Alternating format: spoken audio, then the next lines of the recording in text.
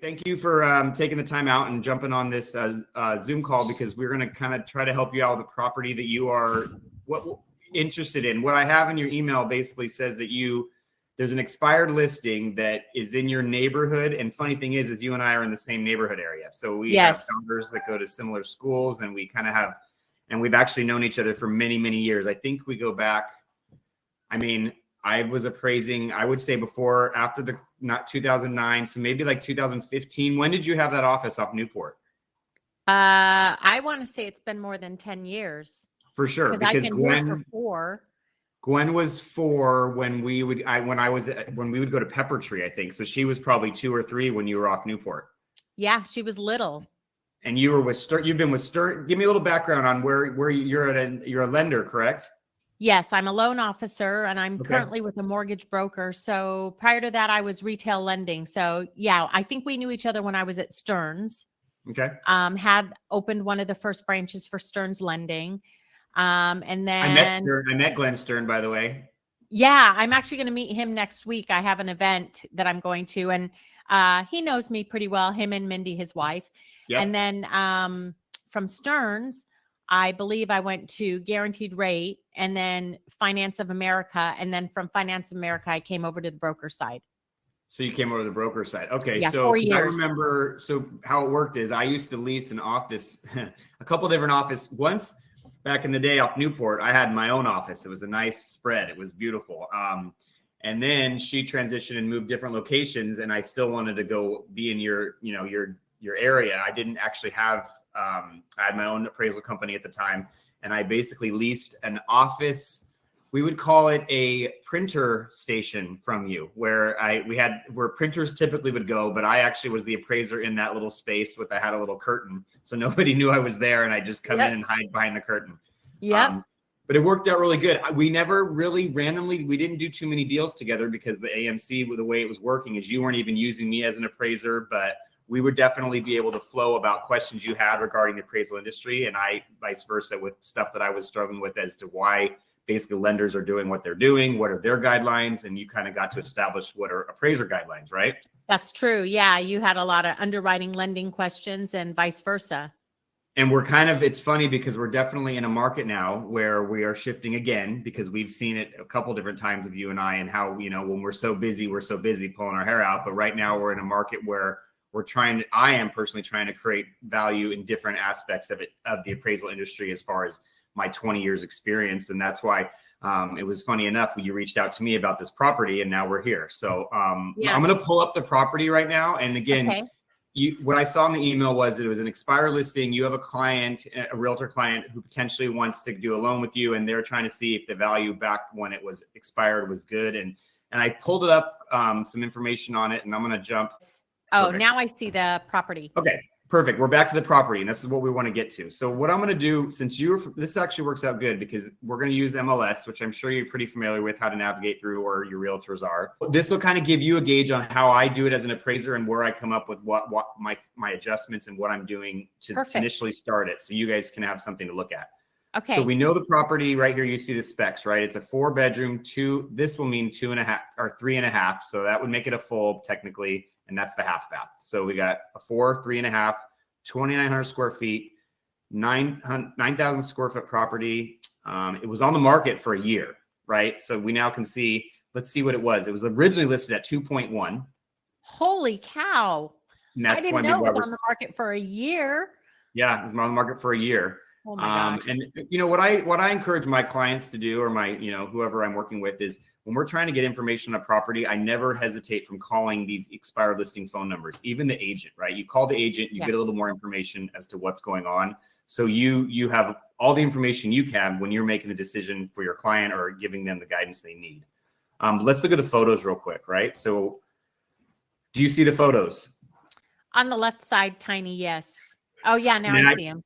Okay, so this home, hold on one second. We got some loud. Okay, sorry. Okay, so this home looks pretty original. Well, look at this. I mean, Very as an original. investor, because that's what I'm coming from as well, I would think, oh, this would be a great one to go in there and fix up, right? It looks like it's pretty original. Maybe there was some updating back in like maybe the early 80s, late 70s with the tile and all that stuff. But this now needs a full rehab as far as, you know, what the current properties in our area are doing to their homes, right? Well, it was built in when, like 69, 70? 65, or is it 65? Let's see. 60. 1965. Oh my God, it was born when I was born. Yeah. Oh, geez. Built when I was born. I'm You're aging so myself. young.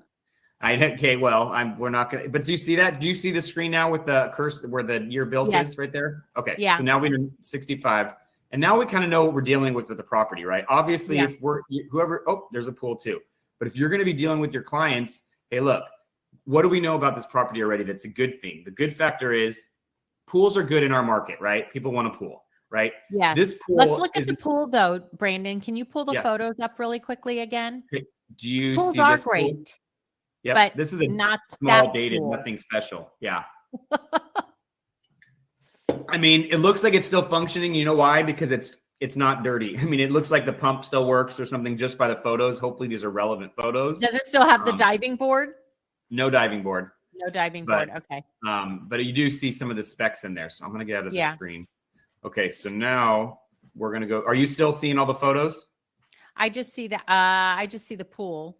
Okay, but you see the big pool that I just switched to. Yeah. It looks to me like there's a side yard that's kind of decent size, and then it goes into this backyard, which isn't very big, right? Looks like that's oh, that is a side yard. Okay, yeah. Yeah. So the pool might be on the side yard, and what I would like to do now is I go back to here, and I'm gonna try to zoom in and see. Yeah, are you seeing the angle of the lot? No, I see the MLS. Okay, now you see it, right? There you go. Yes. Okay. Oh, it's like a pie shape kind of. So it's a pie shaped, and the pool's kind of it's a good sized lot, but look at this is your backyard technically. There's not much to it. So your side yard is your whole pool. So this lot isn't that of a, I mean, it's great because you're on a cul-de-sac and it's quiet, right? You're going to never have much traffic coming down this street. You probably, especially because look, there's nowhere to get out.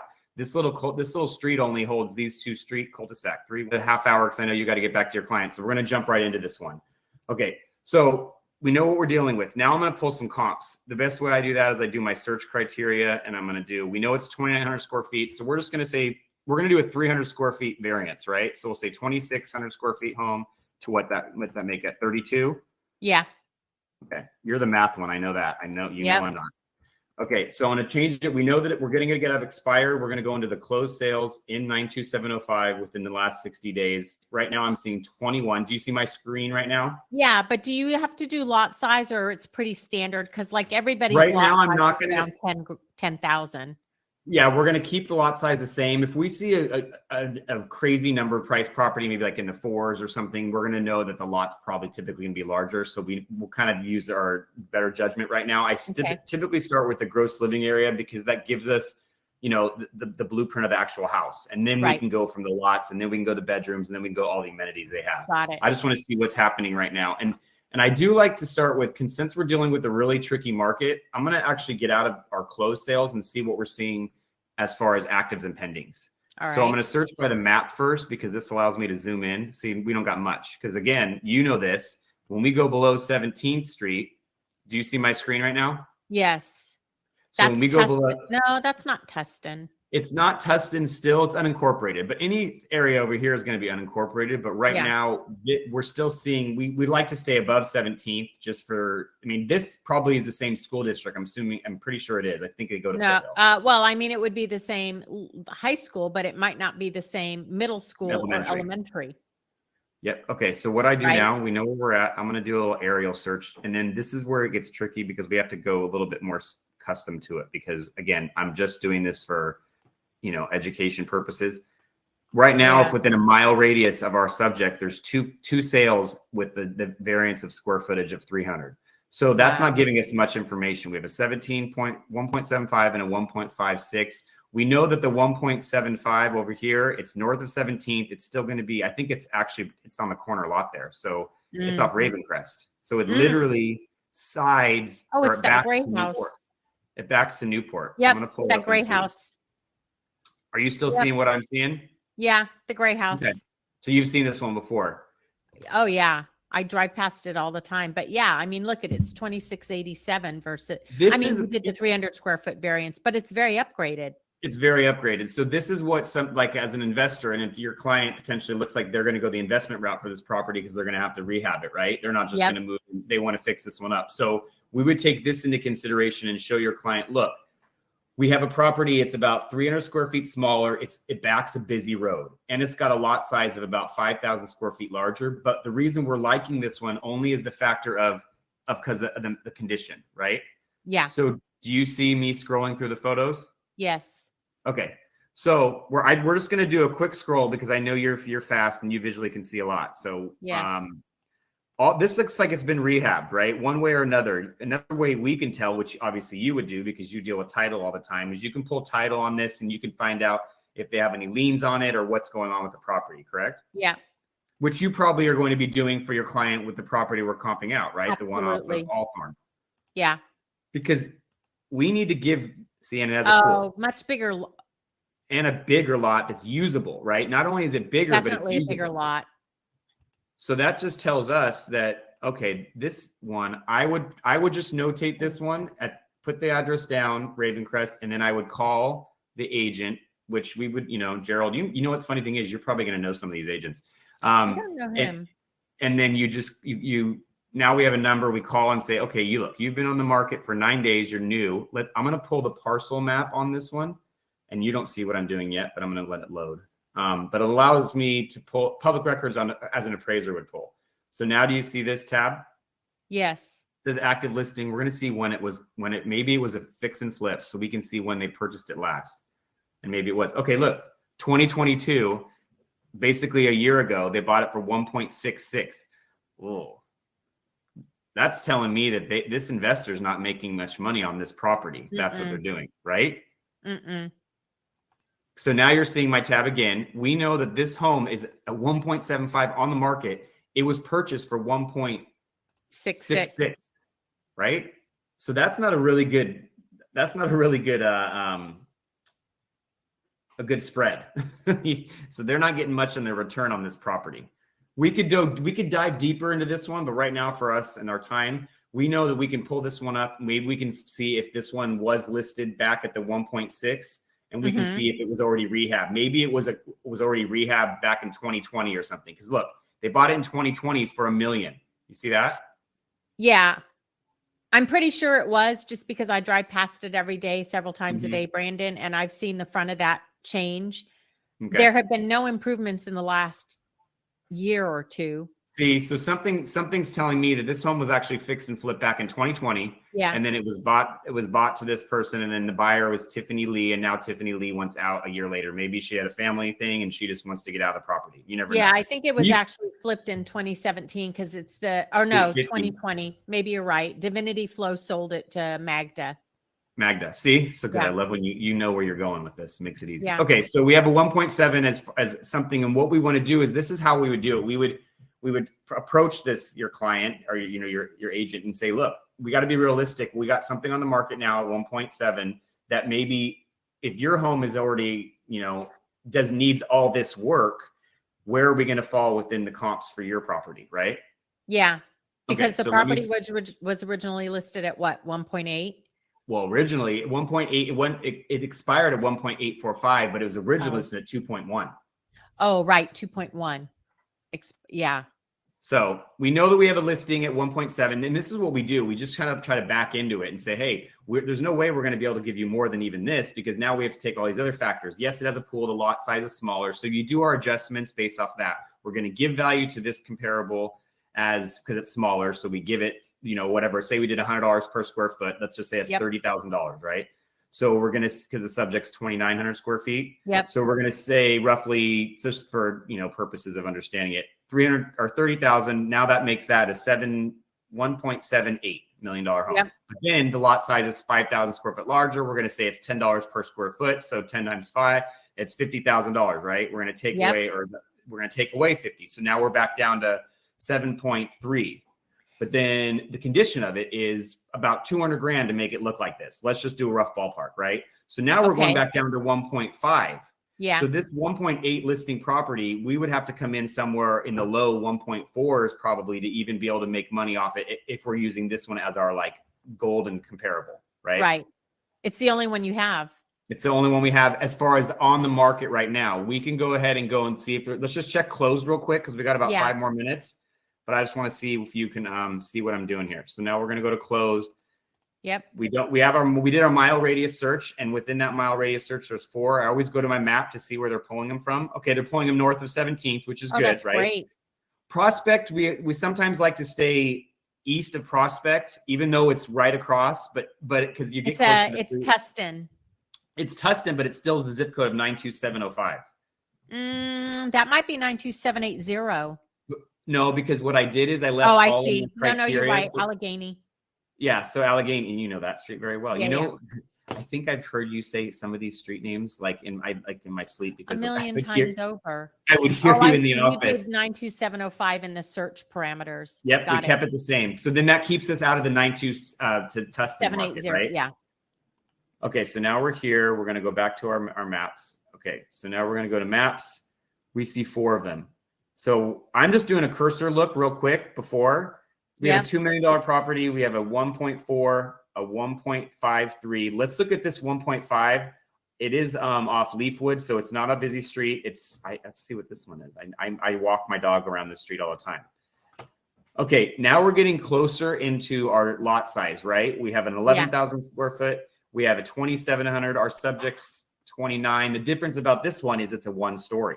Yep. So more ideally as an appraiser and no pool, but the condition of it, this is what we like about the condition, right? It's pretty original. I mean, you can live in this, but people are it's same wallpaper, same laminate flooring, countertops. This is our as is value as far as the condition of our subject property, right? As far as we know before actually going on the inspection.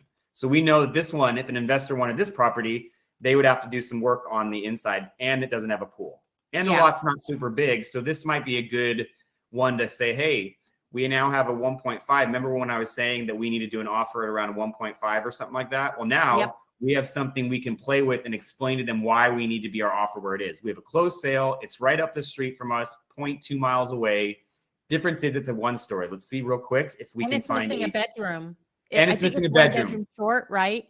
Yep, and we're missing, I think, a bath too. Is it a 3? We had a 3.5. So we have a half bath. So we would give value to this one, which we typically want to try not to if we're doing the as is, because we want to be realistic about what we're doing as far as our offer numbers, so we can make the most margin between our offer and our investment, right? Right. Because we have to fix it up, so we want to get it as low as possible that's realistic, and we want to be able to get it as high as possible that's realistic. Because again, we're coming up on the end of the year, we're coming up on an election year. By the time you get a contractor into the property we're looking at, they may not be able to start till the beginning of next year because they're already booked out this year. So now we're dealing with a 4-month, 5-month project for the beginning of 2024, which now takes us into April, which typically is a better market, right? When the summer starts hitting. But again, we don't know what rates are going to do.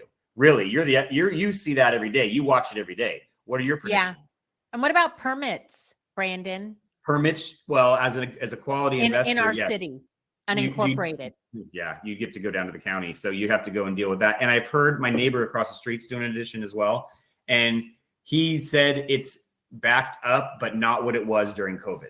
Do you know what I mean? So there's still some, you can do some stuff, but it depends on getting in there and actually making relationships with these builder inspectors, right? You go in there and bring them a coffee and say, I want to get in the front of the line as quick as possible, because one revision can take up to a month, right? Or 2 months. And you're just waiting on people to do some things. So this one we'll hold in our pocket as well. We got a 1.5. Let me see if I can find. Do you take away, Brandon, if it's on a cul-de-sac or not on a cul-de-sac? Do you have to give it some kind of credence if it's on a busy street or backs up to a parking lot, like some of our properties do, right? Like some of them back up to that church. Yep, and that's a good question, Momi. Busy streets, 100%, right? And again, it's all based off the data we have available at the time of our inspection, right? So if we're saying that the subject backs a busy street and we find something that maybe isn't a busy street, but it's got a similar external influence, like, okay, well, now we're getting closer to where we don't back a street, but we're not on a cul-de-sac, which is a quieter street, but we're closer to the freeway where we hear the freeway, right? So now we can say, market will allow for that to be a similar adjustment as an appraiser. We don't want to overthink it and analyze it, because right now, when obviously we're in a market where it's not that there's low inventory, but the rates are high, which means people have to qualify for these loans first, right? Yeah. So even if they want the property, they may not qualify at the 8% because their income or whatever the ratio is off of your guys' side of the business, right? But this one here, Moni, let's just look at this. We have a 1.7. It's a 2-story, right? Yeah. So now we have the same as far as, but this one, here we go. All upgraded. All upgraded. So we had a 1.75 that backed a busy street. That's a 2-story on the market currently, right? That's that one that was rehabbed in 2020. Right. And now we have one that is a closed sale that an investor, okay, well, this is what they're paying for this is a fix and flip property in the sense that, they're using current materials, right? Yeah. They got that wood laminate, nice distressed flooring. They have faux beams in there. Or maybe they're not faux, but they're definitely painted. And that looks like it runs all the way downstairs. And for sure, look at the bathroom. Yeah. Turned out beautiful. Yeah, nice lights, from nice. Oh, wow. That's beautiful. Yeah. Okay. What we're not seeing, no pool. But this lot, we like the backyard of this, right? It's like a side yard lot, and it's not very big, right? So this could be our lot size, good comparable as far as we're dealing with a similar lot size. So this I would take now to Mr. and your client and say, look, we have a fixed closed property at 1.7. It's a little bit smaller, right? About 200 square feet. So then again, we would give value to this one about, say $20,000, right? So now we're at set 1.75, and it doesn't have a pool. We're going to say the market does 20 but it has grand. an extra bed and one less or no, the bath is the same. This quarter bath, when they do that, it might be like, I'm weary about that. I'd try to find out, but I'm just going to assume for purposes of what we're doing, it's just a 3-bath. Okay. So this quarter bath doesn't really add value. Maybe it's a bath. Sometimes agents will put the bath in the garage. You know what I mean? Agents will do whatever they can to sell these properties, right? But don't you take away for the extra room? Extra room, we might not need an extra bedroom. But in this market, that may not be where the warranting adjustment comes from. But for sure, if we're doing an adjustment for square footage, I sometimes won't do a bedroom adjustment unless it's warranted when I do all my other adjustments. So we have to take a bunch of factors into consideration, and then we go ahead and analyze which one would work. But again, we have a 1.7. We have to take away about 200 grand again, right? Because we think that this home. So now we're back down to 1.5. Back down to 1.5, 1.4. So and do you see what we did there? We took a closed sale and we took a listing sale, and we still came up with where our offer price would be as far as what we can offer this home that was on the market originally for 2.1 and sat for a year at 1.845. So now we know that, hey, if you're interested in selling and you just want to be realistic, we're looking at a closer number to coming in about a 1.5 for your offer. And then that allows your investor, or we obviously want to get a little bit lower, but that allows your investor to know where his spread's going to be. Because again, if he's going to do a hard money loan, we say we're going in cash, but a lot of the times our money's already tied up somewhere else. So we're using a hard money loan for this project, which means we have a 12, 13% interest rate for 6 months. Well, we want to narrow that time down, and we want to whittle all that expenses down. So do you see kind of what we did there? And now you can go take these sales to your client, and you now have some information to give them as to why their offer should be somewhere on that. And, I would love to know how this one turns out. So you're going to keep me posted, right? Absolutely. And then one other quick question, Brandon, the days on the market, this one was only 22 days. Okay. I didn't see the other one because it was still listed, right? And then the expired listing was almost a year, 362 days. Do appraisers give any credence to that, or should an investor look at that? Does that bear any weight? Days on market for sure does, especially as an investor, because they need to know how long things are sitting. If we know that they're turning, but again, we're in a really weird time with you see it, because the market is, someone might want the property, but we're not qualifying these people because now their interest rate was a 3. And regardless, they now have to go into a 7 point something interest rate, right? So they have to prove they have a lot more diligence on their end. So the seller now has to be realistic that actually the agent, let's be honest too, because the agent and the seller need to be in alignment with that. Because an agent, if I am an agent as well, but I wouldn't want to put a property on the market just because my potential client says it's what they want. Because again, I don't want my name attached to something that's going to sit for too long and sit a year, and then I have an expired listing on my belt. And then you tack on these expired, now you're looked at as an agent who has all these expired listings. Yeah. Plus, because, sellers know exactly what their property value should be, right? Yep. Yeah, exactly. Exactly. And then you Sellers know what? know And then best. agents know exactly what the property should appraise for based on price per square foot, which Well, we will save that for another time, Momi, because I literally could go on for hours about this. But if you want to go ahead and let me know next time you want to set up a call, I'd love to know how this one turns out so I can inform my, the people that are watching as well, because Absolutely. I think it's cool to see where things start and where they end. And if it's something that can turn to a deal, because as I'm analyzing this with you, this allows me to go, okay, well, I know what my neighborhood market's doing. And if your client doesn't jump on it, that might be a reason I walk around the block, knock on the door and say, hey, I'm your neighbor next door. I'm also an investor and appraiser. And I know that this is where I'm seeing my numbers, because if someone doesn't want to jump on this, somebody else will. Right. And just because it's expired doesn't mean that there's not still interested in selling it. Exactly. And all we do as in my situation is I just have the conversation, because what do I have to lose? Right now, Nothing. I call it walking and knocking. So I'm just getting all my steps in. You said you did Pilates this morning. I walk and knock, because it allows me to get, 2 miles. You don't realize you do. You look at your watch, like I already walked 2 miles. Yeah. And I passed out, 50 flyers. So I'm out there doing it. You're there doing it. And I can't wait for when it turns around for all of us again, and we are just crushing it. And it will. For sure. Well, thank you, Momi. It's been great talking to you, Brandon. and keep me posted. Absolutely. Tell Larry I said hello. You got it. And the girls.